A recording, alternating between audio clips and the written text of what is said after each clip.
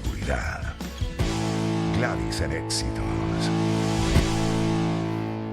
Y vamos a hablar de la seguridad del mundo. ¿Es creíble la amenaza de la Tercera Guerra Mundial? Lo tenemos ya a Néstor Rosanía, periodista colombiano, analista de medios, especialista en conflictos armados, justamente para hablar de esa posibilidad. ¿Qué tan factible es? Bienvenido, Néstor. Buenas tardes. Buenas tardes, un saludo para ti y para todos los oyentes. Gracias por dedicarnos estos minutos para hablar de esas amenazas, en este caso del gobierno de Putin. ¿Cómo lo ves como especialista en conflictos armados? Pues lo primero es decir que, digamos, en el escenario de conflictos internacionales hay tres momentos. Uno se llama la disuasión, el otro se llama la disuasión estratégica y ya el último momento sería ya un tema de una confrontación directa nuclear. La primera fase de la disuasión es simplemente decir yo tengo armamento nuclear, tengo un programa nuclear que existe y tengan en cuenta que si se meten conmigo, ahí tengo las armas. Esa es una disuasión. Ya la disuasión, digamos, como en el segundo nivel, es cuando lo que acaba de decir Putin, donde públicamente digo que modifico mi escenario operacional, donde ya puedo utilizar ese armamento nuclear si me veo atacado. Y el tercer momento es ya pues cuando se utiliza propiamente el armamento nuclear. En este momento vamos en la segunda fase, ya porque en la primera fase todos la conocíamos desde el principio, quienes tienen armamento nuclear en el mundo. Rusia, Unión Soviética en el pasado, pues su gran músculo siempre ha sido el armamento nuclear, pero digamos, y esto ha sido un gran cambio desde la Segunda Guerra Mundial, no veíamos que realmente un Estado diga amplío mi capacidad operacional y si me siento atacado voy de una vez a utilizarlo. Ese es el cambio y ese es el paso que dio Putin la semana anterior. Ahora bien, la conversación también gira en torno a qué tan creíble, ¿no? Esas son las etapas, pero hasta qué punto puede llegar a la tercera. Porque además, bueno, está por ya asumir el control, en este caso, del Poder Ejecutivo Donald Trump en Estados Unidos. Y creo que eso también podría variar un poco el escenario. Eso va a ocurrir a partir del 20 de enero. Seguramente ya hay algunas conversaciones. Sí, y porque esta disuasión en segundo nivel que se hace es porque Estados Unidos y el gobierno Biden le permitió y le dio el armamento de largo alcance a Ucrania de Zelensky bajo una lógica, ¿no? De poner toda la carne en el asador en este mes y medio que queda de gobierno Biden para intentar llegar lo más fortalecidos a un escenario Trump donde saben que, y ya lo dijo Trump, se lo dijo directamente a Zelensky, donde va a perder el apoyo de Estados Unidos, va a perder el apoyo militar. Por consiguiente, la OTAN está como en esa dualidad, si se va con la línea de quitarle el apoyo a Zelensky o por otro lado seguir por la misma línea.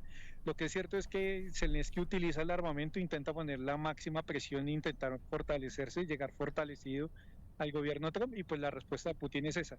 Y lo que tú dices es importantísimo porque la llegada de Trump pues cambia el escenario, va a disminuir la tensión por lo que ya Trump abiertamente lo dijo que va a tener es una cercanía con Putin y se aleja de Zelensky. Otros actores como Corea del Norte, ¿qué piensa? Y China también, o bueno, Irán, que podrían ser los aliados eventualmente, ¿no? De llegar a una tercera fase, a esa tercera parte, como bien dices, de una escalada bélica. Sí, pues aquí se nos unen dos teatros operacionales, lo que es Ucrania con Rusia y lo que es Cisjordania, Hamas, Israel, Palestina, en el siguiente escenario. Termina, digamos, el contexto cuál sería. La Guerra Fría nos llevó a la confrontación Estados Unidos-Unión Soviética, desaparece la Unión Soviética y Estados Unidos queda como hegemón unipolar en el mundo. Pero lo que se fue construyendo con el tiempo es lo que se llamó el bloque contrahegemónico, que eran los países que estaban en contra de los Estados Unidos. Ya no hay un solo país que se le podía oponer, entonces se armó un bloque, ¿no? Ahí está Rusia, Corea del Norte, Irán, ¿no? Se arma un bloque internacional para hacerle como un balance de poder a los Estados Unidos. Ahora, curiosamente, lo más curioso es que Donald Trump, que es el ala más radical del Partido Republicano, terminó más cercano y ha tenido buenas relaciones en medio de todo con Putin y con Corea del Norte, que eran los antagonistas De históricos de siempre. Estados Unidos.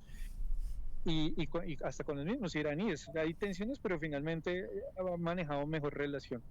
Entonces lo que vemos es que hay como todo un tablero geopolítico moviéndose, porque se une con el tema de Medio Oriente, porque Medio Oriente lo que tenemos, y aquí va tu pregunta sobre el tema chino, es porque Estados Unidos pues respalda a Israel, ¿no? De forma irrestricta si violen derechos humanos y cometan un genocidio, y los palestinos no tenían como quien los protegiera, digámoslo así, ¿no? Yo en las clases a mis chicos digo que es como dos peleas de chicos de primaria y llaman a uno de bachillerato de último año y pues ya ese es más grande y él lo respalda.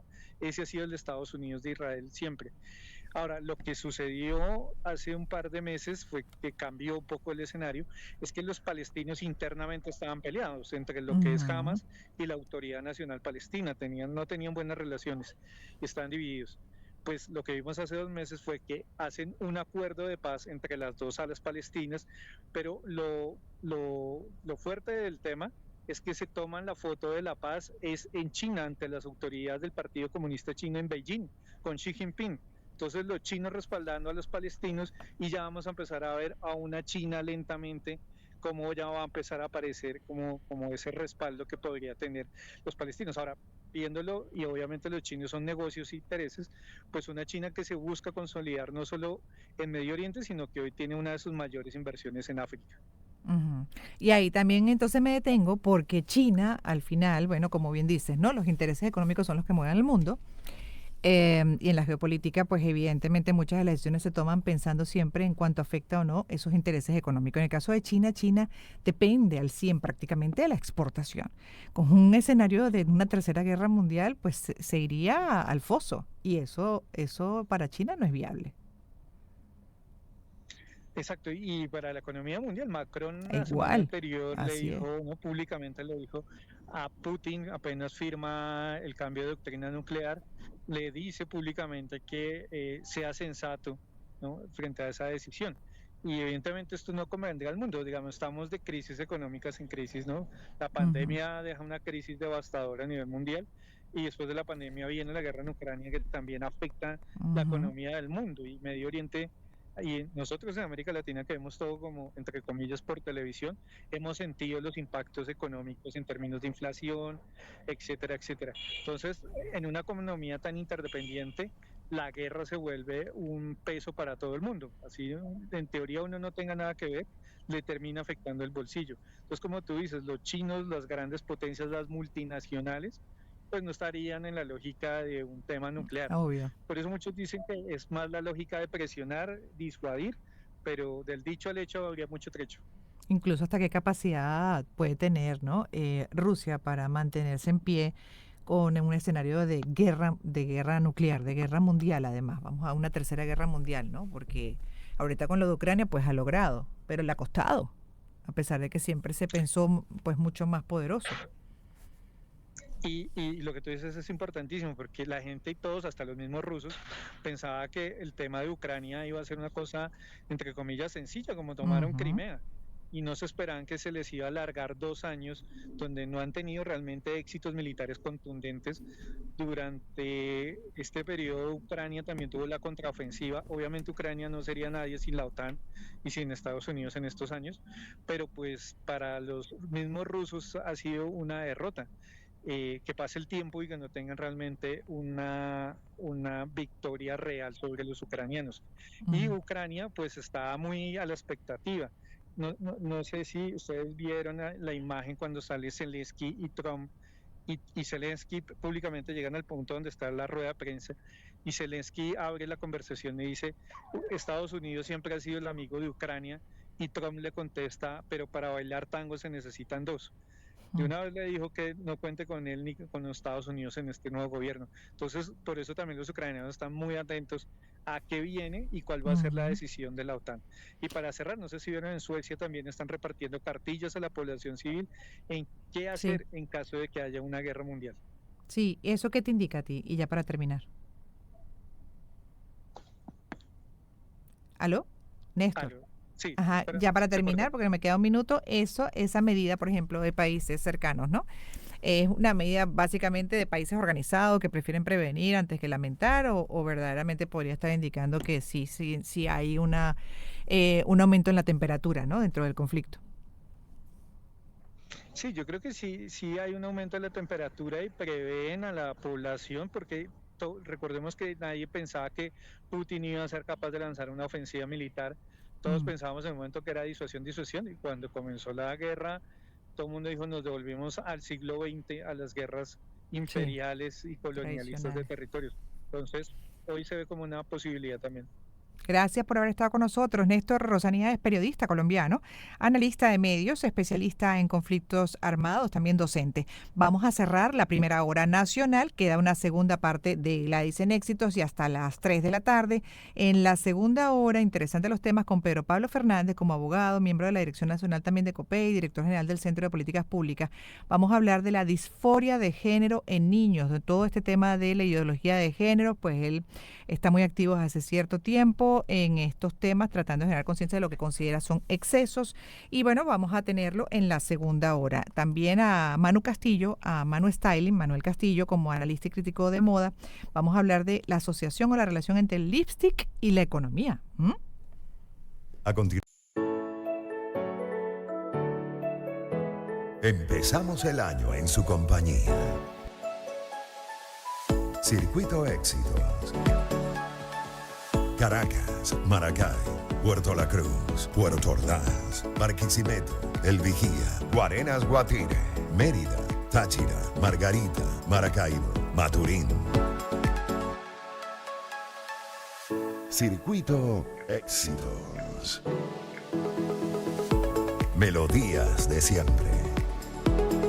Sonidos en primera fila.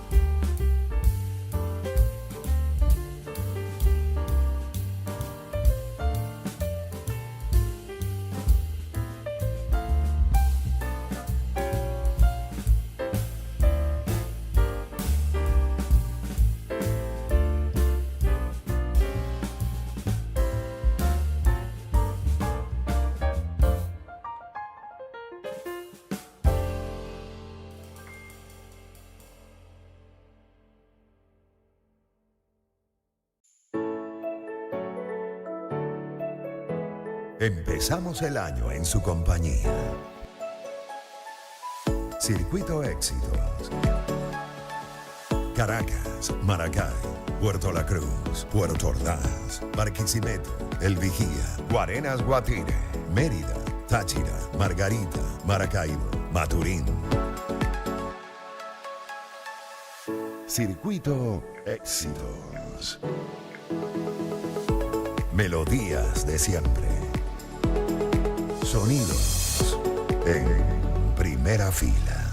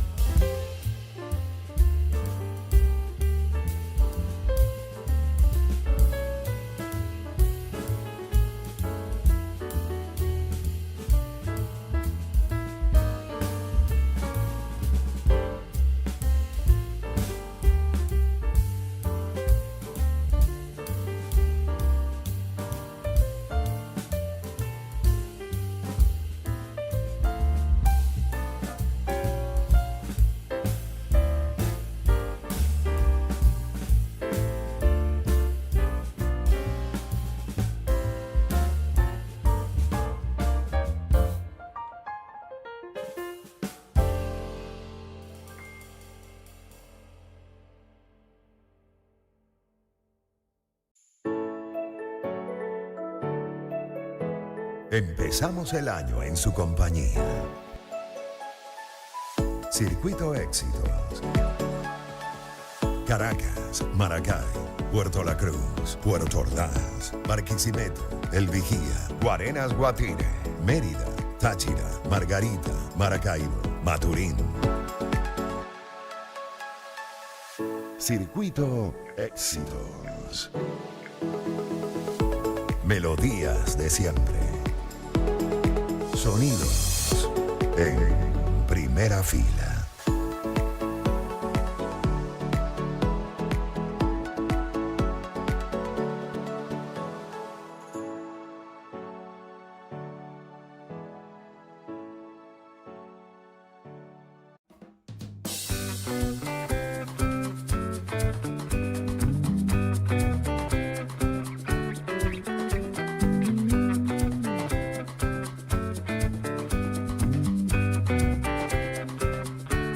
En búsqueda del bienestar.